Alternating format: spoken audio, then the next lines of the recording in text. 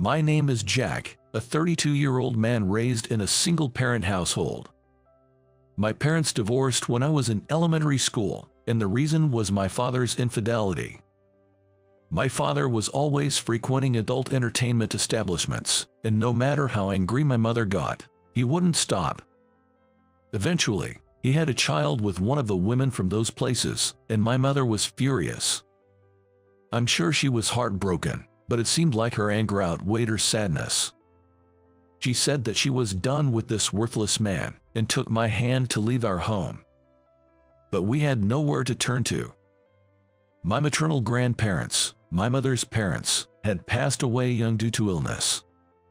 So, my mother couldn't rely on her parents. That's why my mother and I started living together in a small apartment. Since my mother didn't have much education, she couldn't land a well-paying specialized job. Therefore, she juggled 2 part-time jobs to make ends meet. I knew my mother was struggling, but I lashed out at her once because I was hurt by the teasing from my classmates. A classmate, Mike, who had been with me since elementary school, always looked down on me as the poor kid. Well, the poor kid came to school today. Everyone run. Poverty is contagious. If we don't run, we'll all become poor too. Why do you say things like that? It's as if you're treating me like a germ. Shut up. You're a poor person, so just live miserably. You should be ridiculed and cry about it. What did you say, you jerk? Oh, getting violent, are we? That's why I hate people with bad upbringing. Because poor people have rough hearts. It's normal for them to lash out at someone, right? Mike was a really infuriating guy. I wanted to get away from people like him as soon as possible, but we ended up at the same middle school.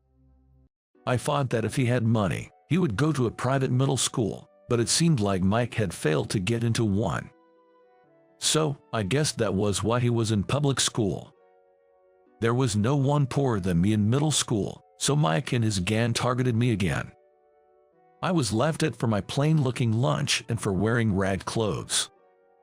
So, I blamed my mother. I said it was her fault we were poor, but I regretted it as soon as I said it. My mother looked deeply hurt and kept saying that she is sorry to me. Indeed, my father was a jerk, but he was a good earner. He probably vented his job frustrations in those adult places. I sometimes resented my mother for our destitute life after leaving my father. But then I realized my mother wasn't eating much. She prepared plenty of food for me, but she barely ate any herself. I wondered why, but as I grew up, I understood she was doing it for my sake. That's why I regretted saying such harsh things to her. My mother, worn out by years of hard work, including night shifts, eventually became bedridden. By the time I was in high school, she could barely get up, so I took on most of the household chores. Every time she apologized, it felt like a tightening pain in my chest. I realized I had been too dependent on her. After graduating from high school, I started working. One day, on my way home from work, I bumped into Mike, who had become a college student. He ridiculed me for not going to college and working instead. Well, so you didn't go to college and are working now.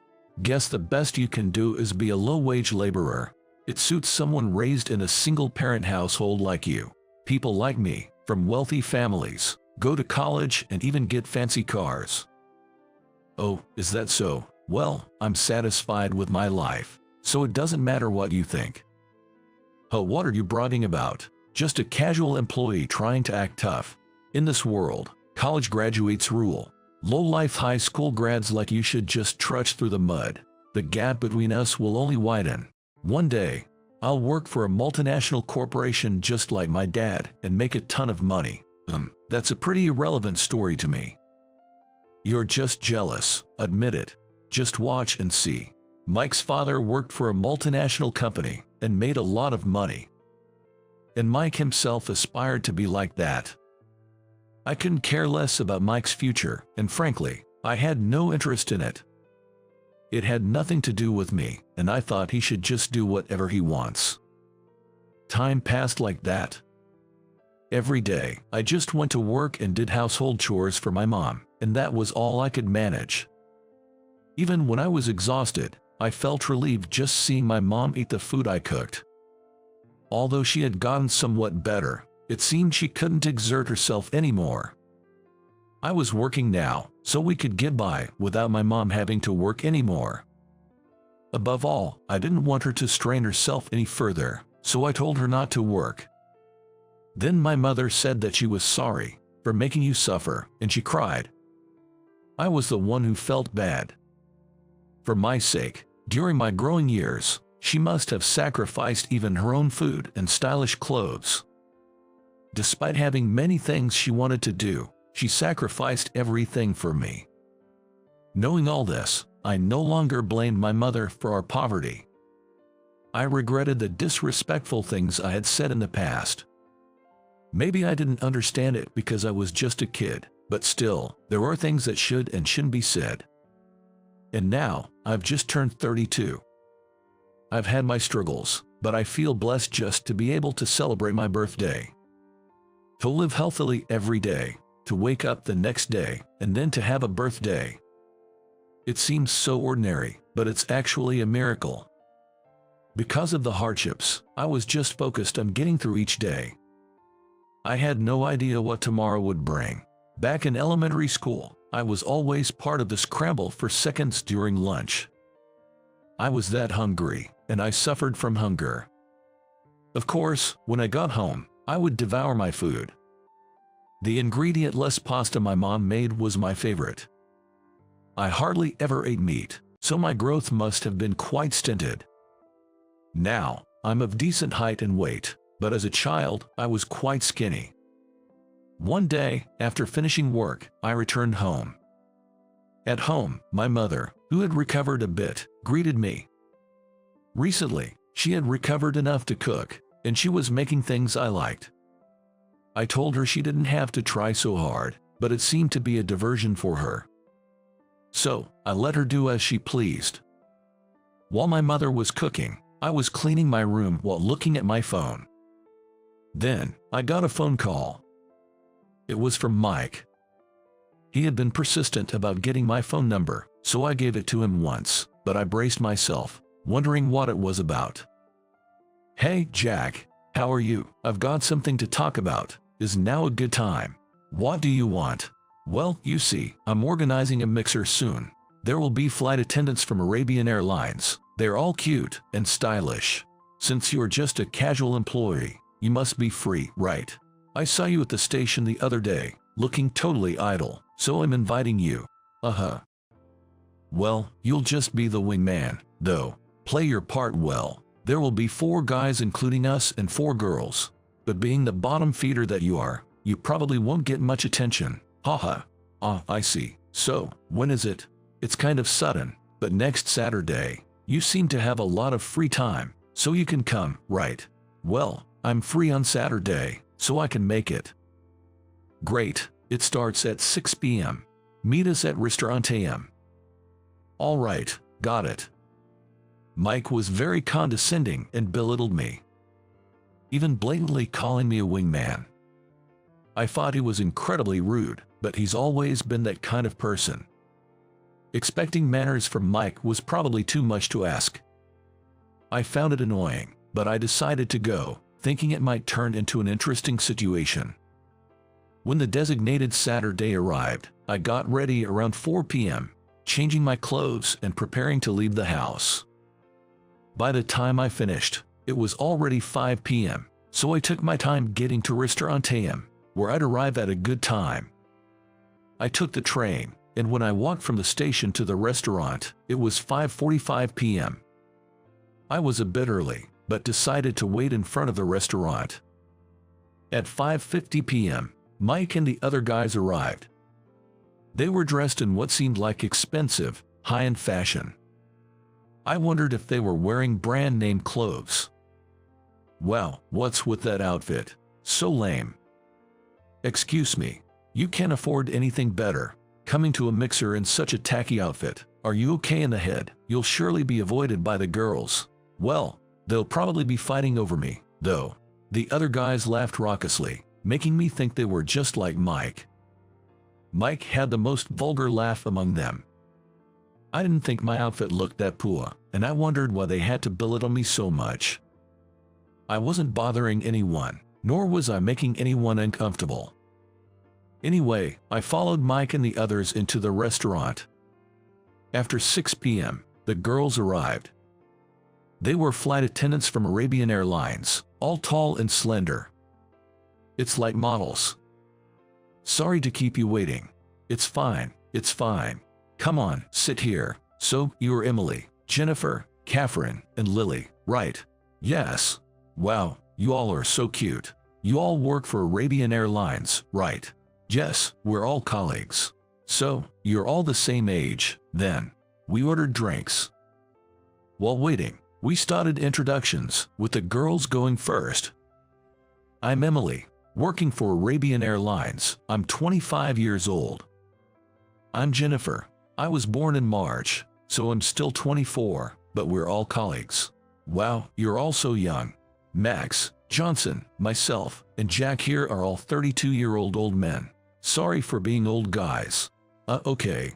Mike seemed particularly old-fashioned and creepy. I was sure the flight attendants must have been thinking it was gross. Their faces seemed strained. The other guys also said weird things, confusing the flight attendants. I wondered what they would do if they were accused of harassment. Even if they didn't intend to, the girls must have found their comments unpleasant. Then it was the guys' turn for introductions, and Mike gave a confident and lengthy self-introduction. I'm Mike, 32 years old and working in a trading company. I actually wanted to work for a multinational company, but a trading company isn't bad either. At this age, I'm already earning an annual salary of $80,000, so I can buy anything I want.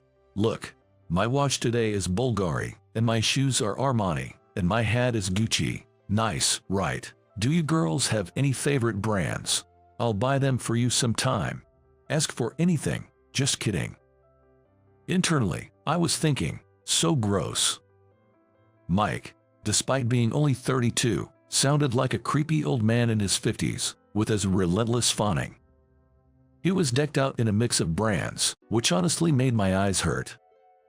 At least some coordination would have been better, but with a different brand for each item like his hat and shoes, it just looked odd. I wasn't sure if it was my lack of fashion sense or Mike's, but I definitely thought it was weird. Then, Mike pointed at me and burst out laughing. This is my classmate, Jack. Unlike me, he's at the bottom of the barrel. Grew up in a single-parent household, poor, and only finished high school. Hilarious, right? Hey, and he's a casual employee at his age. I see him at the station sometimes, looking so idle and envious. Oh, how nice it must be to have so much free time. Then, the flight attendants swarmed around me, saying things like, "Come on, Mike, what are you talking about? There's no way this man is a casual employee. Excuse me, why don't you say anything? Mr. Iran, when is your next first-class trip to Dubai?" Next week. Oh, is that so? I'm looking forward to seeing you on board again. Thank you for always flying with us. Mike seemed utterly clueless about what was happening. The other guys were also taken aback, staring at me. I was suddenly surrounded by the 4 flight attendants, creating an unexpected harem scene. Mike worked in a trading company, and the other guys were from megabanks and such. They couldn't fathom why someone like me, whom they thought was at the bottom, was being fawned over by attendants from the prestigious Arabian Airlines. But in reality, I'm far from being at the bottom. It's Mike and the other guys who think that. I'm actually the chairman of a certain company. You guys thought I was a casual worker, but I'm more like semi-retired. Actually, I'm the chairman of a company. What? Seriously?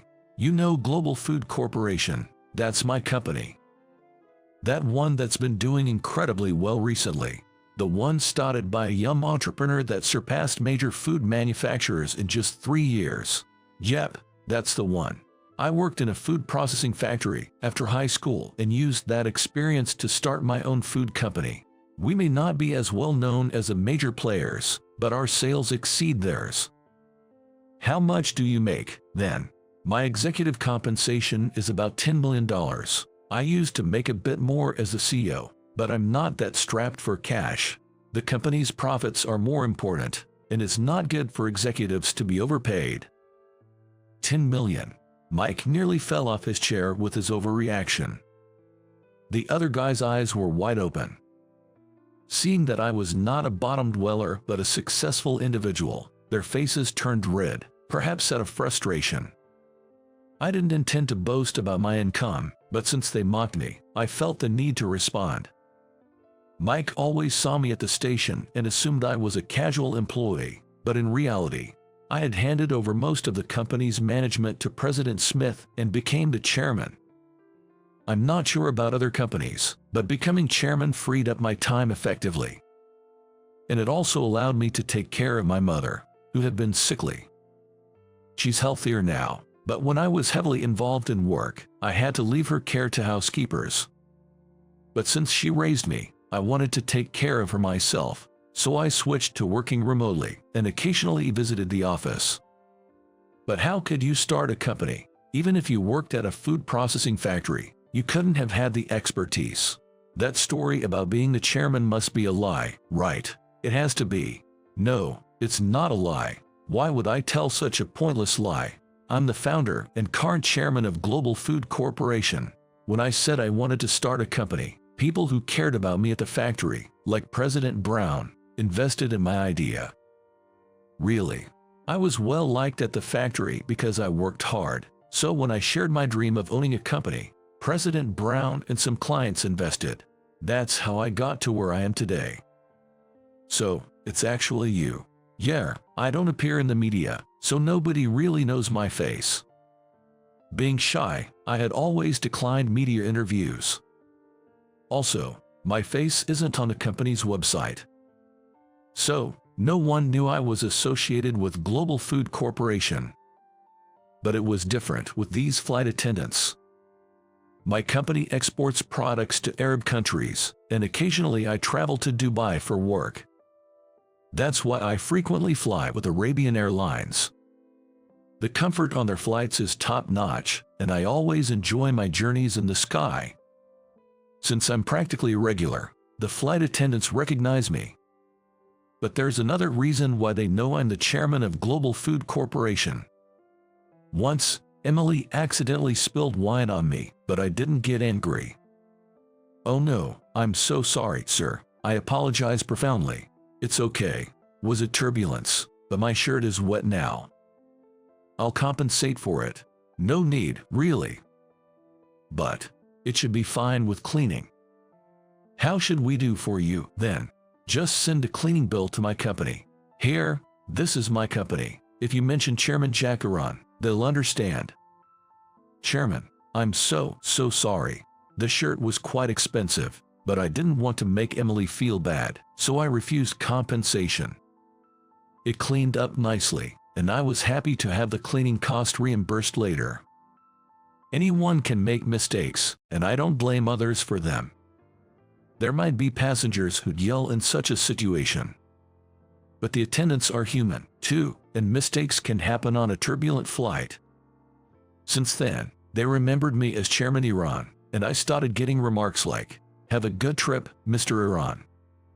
Since then, we've thought of Chairman Iran as very kind gentleman. But why did you stay silent about being the chairman?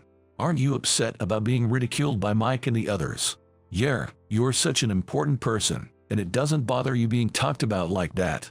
Well, let those who want to talk. They thought they were calling a wingman, but it turns out they were the wingmen themselves. Haha, that's right. What the heck, man? Getting all high and mighty. So you were looking down on us all along. You guys started by looking down on me, right? I don't get why you're mad. Are you just upset? Enough. Let's get out of here, guys. Fuming, Mike and the other guys left the restaurant. They must have been upset about losing the spotlight they thought they'd have. I didn't come here to be the center of attention, but being surrounded by the girls must have irked them. After that, we finished our meal and left the restaurant. Now I may be a chairman with a substantial salary, but my life has been full of struggles. At the food processing factory I joined after high school, a mean senior, Brian, always harassed me. Once he learned I was from a single-parent home, he scorned me, accusing me of likely stealing products. One day, there was a discrepancy in the product count. While processing, we ran short of fish fillets. Then Brian accused me. I must have stolen a fish, there's no doubt about it. Despite it being impossible to stuff fish fillets in pockets or bags, Brian rummaged through my work clothes and bag to check for the missing fillets. Eventually, it turned out someone else had accidentally thrown the fish into the trash, but Brian never apologized to me. I sometimes wanted to quit because of people like him, but the experienced part-time ladies and President Brown were very kind. Knowing I was struggling with poverty, they occasionally brought me home-cooked side dishes or shared products with me. I had never been treated so kindly before, so I was moved to tears. It also made me realize that eating is essential for living. The dishes the ladies cooked and the products President Brown gave me were all delicious. Eating them at the dinner table with my mom, saying how tasty everything was, I realized that food can change people. I wanted to create more delicious food to make people across the USA smile. And eventually, I hoped to bring joy to people around the world, which led me to start a food company. When I shared this idea with President Brown at the factory where I worked, he said it was a great idea. He even offered to support me with funding if I was truly committed.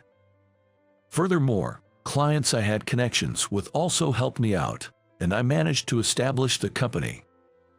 Initially, our products didn't sell at all, but when we developed easy-to-prepare items, they became a hit among working mothers and parents raising children. Considering the growing number of working women who need quick meal solutions, this was a timely success. As my mother gradually regained her health, she also gave me advice. Her opinions, being a cooking enthusiast, were invaluable, and our ready-to-use series turned out to be a huge hit. In countries with larger families, the need for cooking in bulk is significant. In the USA, having 3 kids is considered a lot, and 4 is like, wow, those parents are amazing. But globally, there are many families with even more children, and they are often in poor conditions. So, they can't always afford to feed their entire family delicious meals. I launched an international version of the ready-to-use series with affordable and tasty products made from local ingredients, suitable for cooking in large quantities. Surprisingly, it was a hit overseas too. Even ingredients that were previously discarded were turned into delicious meals, increasing our shipments. Since then, I've been developing various unique products. I've created snacks rich in protein and calcium, and guilt-free foods for late-night cravings, targeting dieters. These products became popular among office ladies and were even featured in women's magazines. I want everyone to eat deliciously and stay healthy. Having been starved for food as a child, I think I have a strong attachment to food. Now, I'm passionate about creating delicious foods. I plan to keep developing new products in the future. For instance, environmentally friendly products and those focusing not just on health but also on beauty. Also, I want to contribute to society through my food company. Supporting developing countries with food issues and developing products using local agricultural produce are just some of the ways. Through these initiatives, I aim to bring smiles and health to people worldwide. And ultimately, I want to lead a fulfilling life myself. I truly believe that managing a food company allows me to enrich my life while contributing to society. Thanks for your hard work. Here's dinner for today. Wow, it looks delicious. Your favorite, cheese-less mac and cheese. Brings back memories. The mac and cheese my mother served me had no cheese in it. It was her unique recipe, sparing even the cost of cheese. It had onions, which were always in our fridge. My mother always said onions were good for health, so she made sure to buy them regularly. My mother felt that even buying cheese was too extravagant, so she hadn't bought it since the divorce. Instead, she put onions in her version of mac and cheese. The seasoning was only thick cream sauce. It made me realize that food isn't just about following recipes, it can be flexible. For instance, fried chicken doesn't always have to be made with chicken. It could be inexpensive pork or anything available at home. I started thinking that housewives and house husbands who cook could break away from traditional concepts. That's why I started developing products that could be easily prepared with ingredients already at home. In a way, my mother played a huge role in creating my hit products. She always said she hadn't done anything, but I owe it to her for getting this far. One day, I flew with Arabian Airlines again. I was returning to the USA from a business trip. Someone winked at me on the flight. It was Emily, the flight attendant. She seemed interested in me, stealing glances my way. I, too, had been interested in Emily and hoped to get closer to her. Later, at the airport, she approached me, pulling her trolley, and invited me to dinner. Having never been asked out by a woman before, I wondered if I was dreaming. But Emily's eyes were earnest. "I'm so glad you came. I've always wanted to get closer to you," she said. "Really? That's nice to hear," I replied. "Thank you for being so kind when I made that mistake. I've liked you ever since that incident," she confessed. "Like, as in love? Yes, I've fallen for you. Please, would you go out with me?" "What, really? Am I not good enough because I'm just a flight attendant?" "No, it's not that at all. It's just, are you sure you want to be with someone like me? It's because it's you. Please, let's date seriously." I was astonished by her confession. Sure, I hadn't gotten angry when Emily spilled wine on my shirt. Mistakes happen, and getting angry doesn't help. But she saw me as kind. I never thought of myself as particularly kind, nor did I consider myself mean. People who are cruel often lack self-confidence. Like Mike. I heard from other flight attendants that Mike was still hosting mixers. But his arrogant attitude meant he wasn't popular with the ladies. No matter how well off or employed at a trading company, no one wants to be with someone with such a personality. My relationship with Emily began, and I eventually introduced her to my mother. Mom adored her, treating her like a daughter. Since dating Emily, my life changed significantly. Having a girlfriend brought a sense of security, positively affecting my work and daily life. Every day felt purposeful, filled with motivation. Being with her naturally brought more smiles and a sense of peace. Our dates were rare due to our busy schedules, but they were always enjoyable, and time flew by. Every outing was so fun that parting was always regrettable. Emily, being a busy flight attendant, meant that I had to adjust my work and personal time to make room for moments with her. Even though becoming a chairman allowed me more freedom than before, I was still very busy. One day, when I proposed to Emily, she expressed her desire to become a full-time homemaker to support me. Leaving Arabian Airlines, a job she had worked hard to get, must have been a huge decision.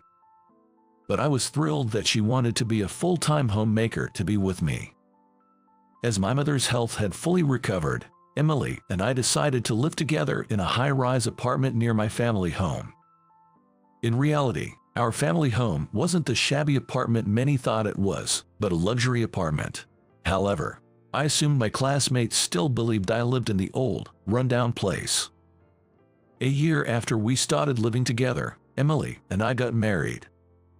We had our wedding in Hawaii. My mother was overjoyed, crying tears of happiness, and Emily's parents were also very happy. She was their beloved daughter, and I was determined to cherish her forever. After our marriage, Emily and I led a life that seemed straight out of a fairy tale. She became a wonderful wife, dedicating herself to managing our home. Though I was often engrossed in my work, Emily's constant support enabled me to keep pushing forward. Eventually, we were blessed with a child. When our son was born, I was so moved that I cried tears of joy. Despite being new to parenting, Emily devoted herself entirely to raising our child.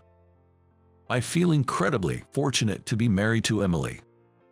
We occasionally visit my mother with our son, and she always greets us with a gentle smile. All the hard work over the years felt truly rewarded. My name is Michael, a man in his 20s who dropped out of high school. I'm going to talk about my past and some recent events. My family was extremely poor. Both of my parents were often ill and not in good health, leading to frequent absences from work and thus low earnings. Moreover, they both worked part-time jobs, so it's probably more accurate to say we were living in extreme poverty. We had 2 younger brothers at home, making it even harder to get by with our parents' part-time incomes. Sometimes, our neighbors would share some rice with us, but those moments made me feel utterly miserable. While other families managed without needing to receive rice, I often wondered why we were so impoverished. I sometimes thought it would have been better if they hadn't had me, given our poverty, but such thoughts were useless.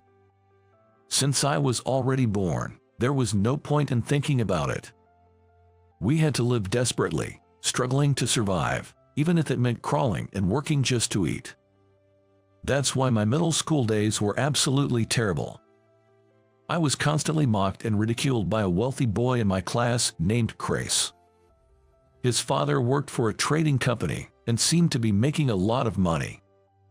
Chris was in a public middle school, having spent his earlier years in elementary schools abroad. During French lessons, he'd show off his proficiency, flaunting his pronunciation skills, which I found incredibly arrogant. But I couldn't compare to Chris in either academics or sports. He was smart, excelling in all subjects besides French, and on top of that, he was a great soccer player, popular among the girls. Even Emily, the class beauty and the school's queen, seemed smitten by Chris. Emily had a bit of an older sister vibe, and I never heard her talk about the type of guys she liked. She didn't seem to engage in romantic gossip like the other girls, which made her seem somewhat cool to me. Chris appeared to have a crush on Emily, but he seemed reluctant to confess his feelings. He acted as though it was natural for all girls to come to him, which I found repulsive. I despised his arrogant attitude and silently cursed him in my mind. Chris insulted me even more, constantly calling me poor or low class. "Hey, isn't your uniform frayed? Aren't you going to fix it? Well, I guess someone as low class as you can't afford new things. Both your parents work part-time, right? If I were you, I'd get a new one right away. But you, Michael, you'd probably wear clothes even if they're torn. How miserable. That's the life of the lower class for you. So what? It's not like I'm bothering you, Chris. Just leave me alone, will you? How dare you talk back to me, you poor loser? Do you know who I am? I'm the son of an elite businessman. I don't want to hear such nonsense from someone as dirt poor as you. But the impressive one is your father, not you, Chris. You're just a middle school student who hasn't turned anything. Like a small man acting arrogantly through borrowed authority. Pathetic. What? Say that again. Your parents look poor and dirty, almost like homeless people, and you probably don't even bathe, right? That shabby apartment you live in probably doesn't even have a bath. Ahaha. Poor people can't even lead a basic cultural life. What a masterpiece. Enough. I'm going home. Chris's harassment about my frayed uniform was incredibly annoying. He bragged that his family was wealthy enough to buy new things immediately, which was probably true. He would carelessly throw away things like erasers in the school trash bins, even if they were still usable. To me, it seemed wasteful to throw away things that were still functional. One day, Chris casually threw away an eraser. It was more than half used, so I quietly picked it up. Seeing this, Chris burst into laughter. "Oh wow, have you started picking up trash now? You're just like a homeless person. Michael, you're the epitome of poverty. You're surely headed towards being homeless. Here, take this eraser. I'm giving it to you. Oh, do you want this half-eaten lunch too? You always have just a single bun. You probably can't even afford proper bread. My family only eats the finest bread. Cut it out. Why are you always so mean? Chris, you are really messed up. You're defending Michael, huh? Do you know who I am? I'm the son of an elite. I too will become an elite in the future. Just shut up. I won't be silent. I hate people who are as mean as you. Even if you're good at academics and sports, you don't deserve respect. Instead, I respect Michael, who is a better person. He always takes the initiative in tending the flower beds. Hey, that's enough. Don't make yourself a target for Chris. Just forget about me. Oh, so you respect this trash more than me. That's funny. He's a useless poor guy who can only tend flower beds. A person who's useless in studies and sports is unnecessary in this world. People like me are what society needs. Ha ha ha ha. Just shut up. All of you. That's enough, Michael, let's go over there. The only person who stood up for me was a classmate named Kevin. His father was a police officer. Perhaps that's why he had such a strong sense of justice. He always intervened in bullying and was quick to help those in need. Kevin always helped me, making him the only bright spot in my otherwise terrible middle school days. As I reached the third year of middle school, it was time to decide on our future paths. Of course, I wanted to start working right after graduating from middle school. My father and mother worked hard every day despite their struggles, and I had younger brothers to think about. So, I decided not to pursue further education and to work for the sake of my family instead. While everyone was listing the high schools they wanted to attend, I was the only one who wished to get a job. Chris said he would attend a famous private boys' school in the prefecture. It was known for its high tuition fees, which made me realize how wealthy he really was. Kevin, being quite smart, wanted to go to the second best public high school in the prefecture. I always received help from Kevin, so I truly hoped he would get accepted. During the entrance exam season, while everyone was applying to high schools, I wasn't doing much. Well, I was preparing for employment, but I hardly did any studying at all. Eventually, Chris got accepted into the famous boys' school, and Kevin got into the high school of his choice. At the graduation ceremony, everyone seemed happy, but I think I was the only one with a gloomy expression.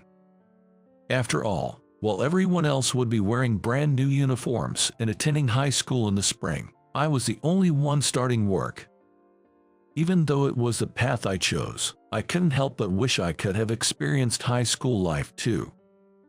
I heard from someone that the lovely Emily was going to a famous girls' school. She was quite smart, so it made sense that she chose a school with a high academic standard. And so, after the graduation ceremony, I started working in April. At work, I was always pushed around. Being young, I often got yelled at by the other workers. Entering the workforce made me realize how tough it could be. When the day to receive my first paycheck came, I was shocked when I saw the salary statement. It was much less than I had imagined. After deductions for social insurance and other expenses, my take-home pay was around $900. I thought maybe I would have been better off working part-time, but since I had secured a full-time job and heard that it would be difficult to find another job as a high school dropout, I decided to stick with it and do my best. Time flew by quickly. Before I knew it, I was 25 years old, commuting between work and home every day. Lately, I've been extremely busy, with little time to sleep, and most of my meals are bought from convenience stores. I kept thinking that living like this would eventually break me down, but surprisingly, my body was resilient. Although my parents were often sick, I rarely caught a cold and never had any serious illnesses. In a daze, I got up, turned on the kettle, and prepared for my morning coffee. It's always instant coffee in the morning because it's less hassle.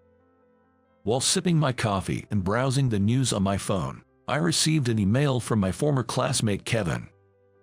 It seemed that he was off duty today. He had followed in his father's footsteps and become a police officer. A sudden class reunion next month. I'm curious to see how everyone is doing. If you are coming, I'd like you to be there. Of course, no pressure, but it'd be great if we could go together. So, I replied. That's pretty sudden. So, have the place and time been decided? It's at a restaurant in New York called Hellman's. They were renting it out for the event. The date is the first Saturday of April, during Easter holiday.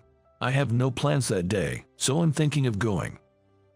I see. I don't have any particular plans for that day either, so I'll go, but I probably wouldn't have gone if Kevin wasn't going. It's nice of you to say that. Well, I also want to see you, as we haven't met since then. Let's catch up at the reunion. And so, I decided to attend the reunion during Easter holiday. As I wasn't sure about the location of the restaurant, I met up with Kevin at the station and we went together. Kevin looked a bit tired as he had worked the day before, but I recognized him immediately, as he still resembled his younger self. Kevin, it's me, Michael. Hey, long time no see. How have you been? Man, yesterday was terrible, dealing with a drunk old man. He was vomiting all over the place. Being a police officer must be tough, but it's an important job, keeping the city safe. Well, I'm not in the career track, just a regular officer at a police box. I even failed to get into university. That's still impressive, Kevin. You're doing great. Kevin had failed to get into university and then took the police exam as a high school graduate, where he got accepted. His father, being a career officer, was apparently happy that Kevin had become a policeman. Kevin's family had a history in the police force, so it must have been gratifying for them that he followed in their footsteps. Then we arrived at the restaurant.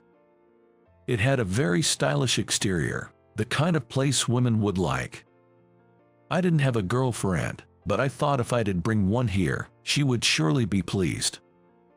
Inside, everyone had already gathered, and Chris was loudly chatting away. Noticing us, Chris smirked and said, Well, the university dropout and the high school dropout have arrived. Come on, you don't have to say things like that at a reunion. But it's true, isn't it? You were pretty smart, but it's a shame you didn't get into your first choice school. Well, I guess it just means I was way smarter. I graduated from the prestigious Brown University and am working at the same trading company as my dad. I'm an elite, you know. I'm already earning nearly $90,000 a year. That's why I can live in a luxury apartment. Soon, I plan to move into a tower apartment. Is that so? And you, the bottom dweller, must still be living in poverty. What's with those linen clothes? Can't afford anything better. I'm wearing all designer brands. This is from Aramar, and my watch is Omega. Pretty cool, right? Stuff you guys could never afford. An elite like me has to wear such things. Sure, I'm not that interested in brand stuff, so do whatever you like. Keep pretending to be tough, loser. You're going to live as a bottom dweller for the rest of your life. Chris continued to brag about himself. He was already married, boasting about how beautiful and skilled his wife was in cooking, and how he could afford to have her as a full-time housewife. But the way he talked about letting her be a housewife irked me. There are various reasons why women become housewives, like mutual agreement or the challenges of childcare. Chris didn't have any children yet, and his remarks made me wonder if he looked down on women. He always seemed to think that all women must love him and took for granted that he was attractive. That's probably why he could make such comments about women. I thought any feminist would be furious hearing him speak. Hey, Emily, do you have a boyfriend? You're not wearing a ring, so you seem single. I'm quite busy right now, so I don't have a boyfriend. Maybe when things settle down, I might consider it. Really?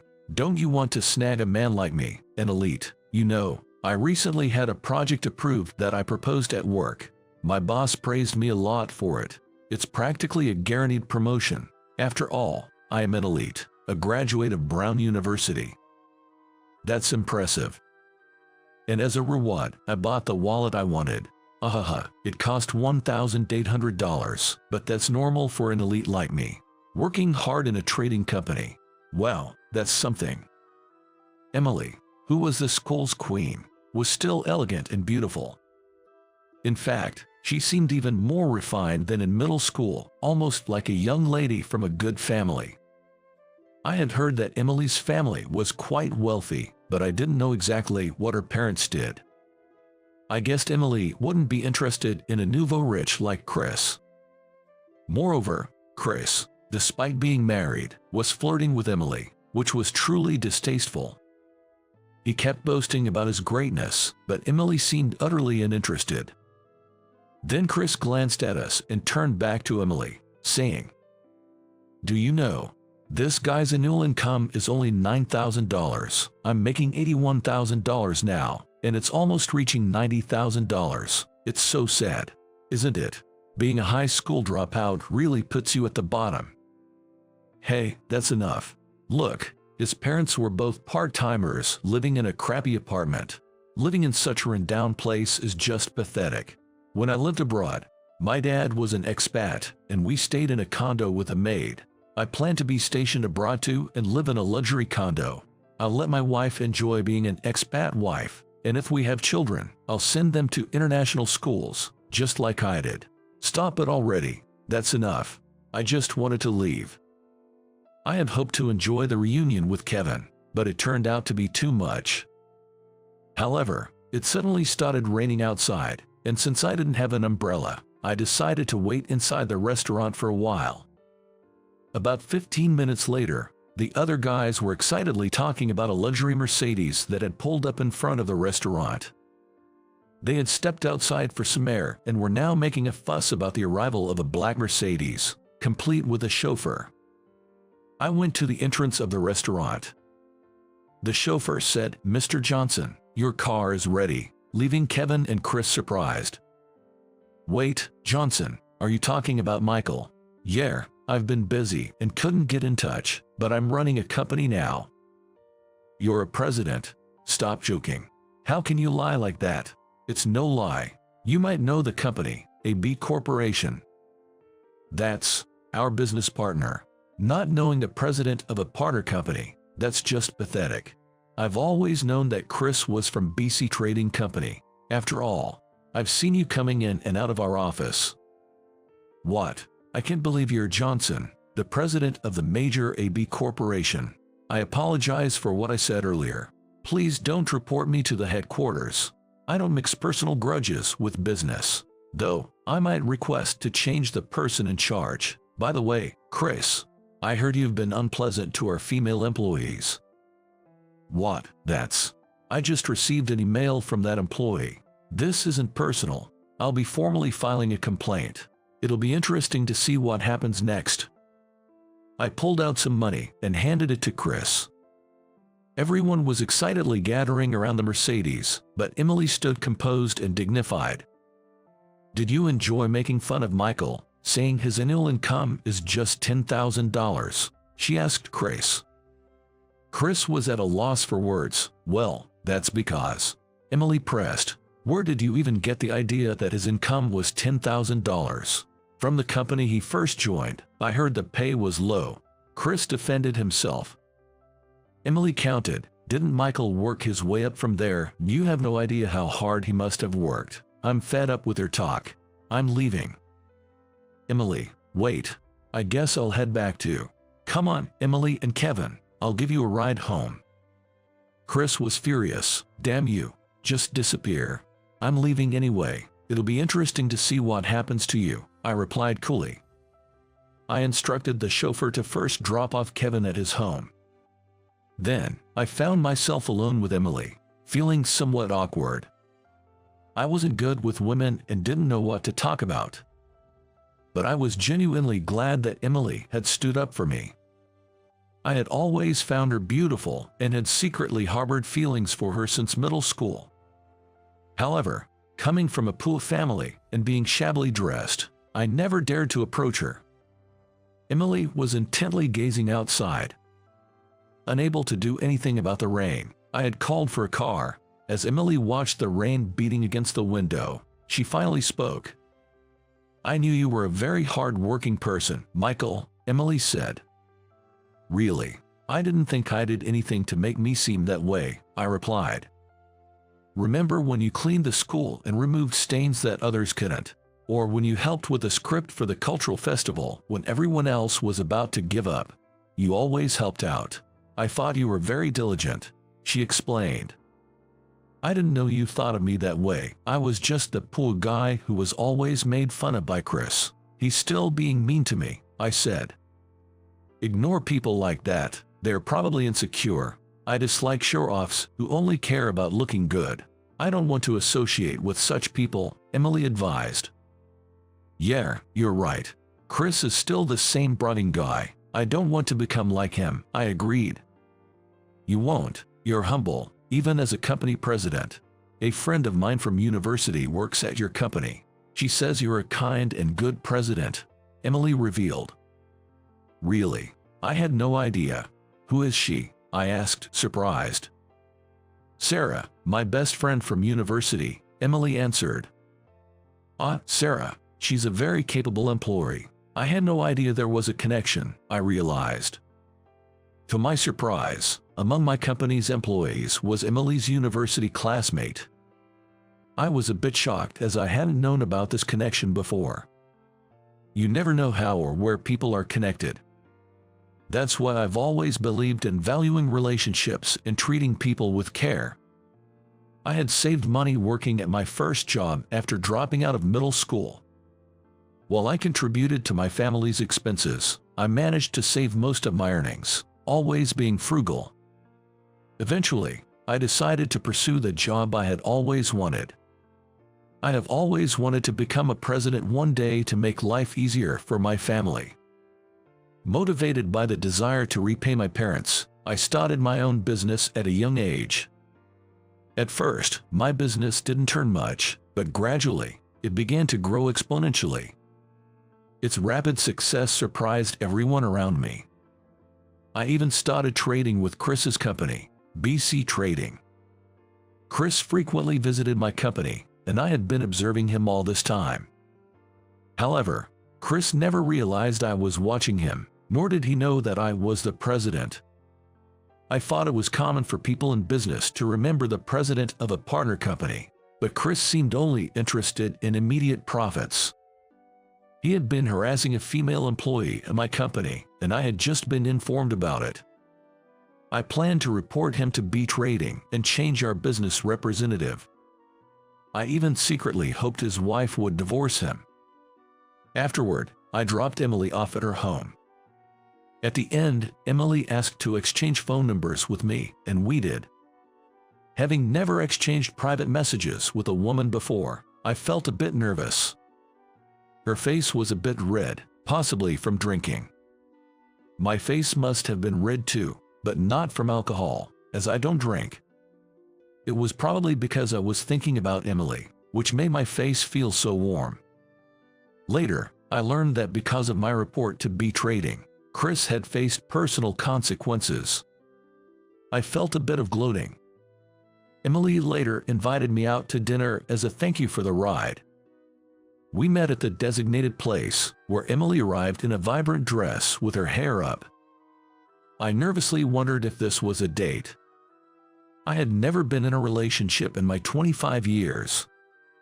Unsure how to act during a meal with a woman, I became stiff and awkward.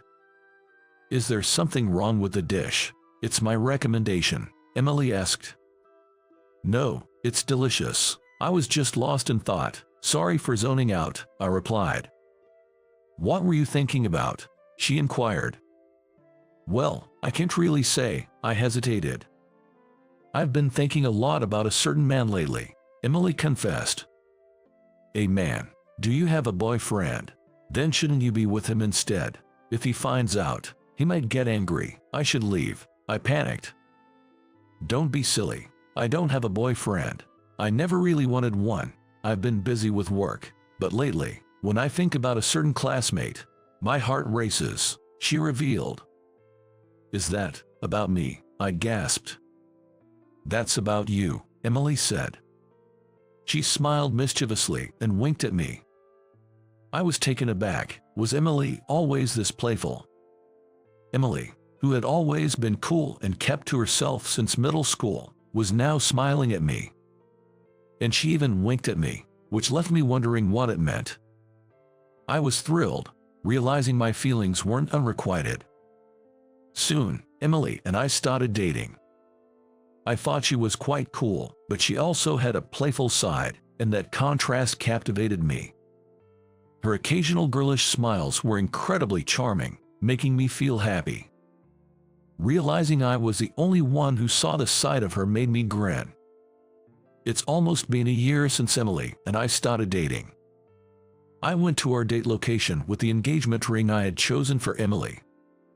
Emily was waiting for me at the station and handed me a coffee. With Christmas approaching, the city was brightly decorated with illuminations. After enjoying some shopping with Emily, we headed to a high-end restaurant. It was a bit early, but it was the season to enjoy Christmas dinner. Emily had a business trip next week, so we decided to have our date today. At the restaurant, I quickly took out the box with the ring. Emily, I chose this ring, thinking it would suit you. It's a token of my love. Please, will you accept it? Is this an engagement ring? Oh, I'm so happy. I didn't know I was valued so much, to be loved this much by you. Of course, you're my precious girlfriend. Emily, I want you to stay with me. I will cherish and care for you for the rest of my life, and I'll value our family. And of course, if we have children, I'll actively participate in parenting. So please, will you marry me? I love you too. Let's be together from now on. I'm looking forward to it. And so, Emily and I got engaged. I never thought I could have such ordinary happiness. I was disliked and poor as a child but managed to turn things around with my own efforts. But when I think about it, it wasn't just my own doing. Kevin, who always stood up for me, and my parents, who raised me with great effort, were always there for me. So, I decided to proudly tell Kevin and my parents about the engagement. When I informed Kevin by email, he was overjoyed. He even called me, crying with happiness for me. I was grateful to have such a good classmate, and I ended up crying too. I'm so happy for you, marrying Emily. I want to attend the wedding, be as happy as you can be, and never let go of Emily, no matter what happens, Kevin said. Yay, I know. Thanks, Kevin. I was so happy when you helped me in middle school when Chris bullied me. I'm so lucky to have had a classmate like you. After that, we visited each other's families to inform them and gain their approval. We held our wedding ceremony. Kevin came and cried while congratulating us. He's really a sentimental guy. Since then, Emily and I have been living together, combining our strengths as a couple. I'm determined to take good care of my wife, Emily, who is now my life partner.